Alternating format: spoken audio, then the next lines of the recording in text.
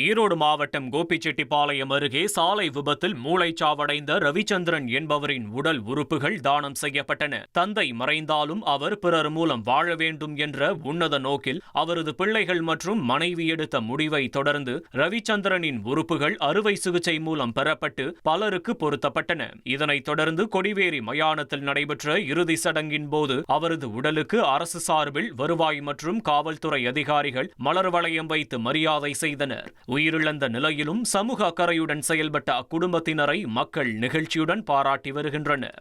ரவிச்சந்திரன் என்கிற மாப்பிள்ளை வந்து ஒரு 3 நாட்கள் முன்னால் ஒரு சாலை விபத்தில் அகால மரம் அடைச்சிட்டாரு. நாங்கள் வந்து கோயம்புத்தூர் பிரைவேட் ஹாஸ்பிட்டலுக்கு எடுத்துகிட்டு போனோம். அங்கே வந்து அவர் மருத்துவருடைய தீவிர போராட்டத்துக்கு அப்புறம் காப்பாற்ற முடியாது என்று மூளைச்சாவு அடைஞ்சிட்டார்.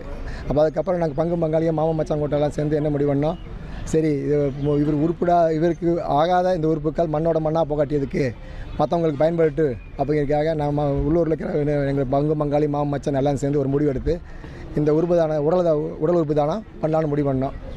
உடல் உறுப்பு தானம் பண்ணலாம்னு முடிவு பண்ணி அரசுக்கு தெரிவிக்கும் போது தமிழ்நாடு அரசு சார்பாக அரசு அதிகாரிகளை வந்து உடல் உறுப்பை எடுத்துக்கொண்டு எங்களுக்கு நல்லபடியாக எங்களுடைய மாப்பிள்ளை உடலை கொடுத்தார்கள். 1,28,00,000 மனங்களை வென்ற தந்தி டிவி யூடியூப் சேனல். தவிர்க்க முடியாத தம்ப்நெயில், கலக்கலான கான்டென்ட்ஸ். நீங்களும் இந்த குடும்பத்தில் இணைய இப்பவே சப்ஸ்கிரைப் பண்ணுங்க. அசுரபலம் கொண்ட எங்கள் டிஜிட்டல் கரங்களில் உங்கள் விளம்பரங்களை சேர்க்க வாட்ஸ்அப் பண்ணுங்க. 893988883778. Email advtthanditv@dttv.in.